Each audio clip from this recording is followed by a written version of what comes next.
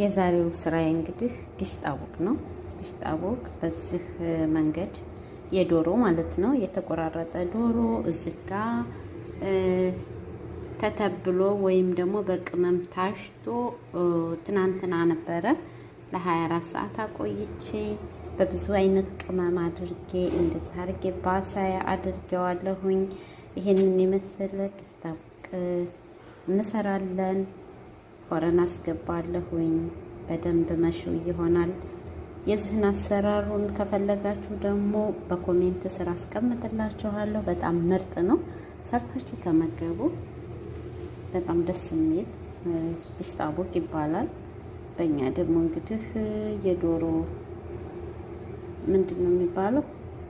መሽው ይህን ያላቅም ብቻ በእኛ ምን እንደሚባል የዶሮ ጥብስ ነው የሚባለው እና እንደዛ ነው። እሺ ውዶች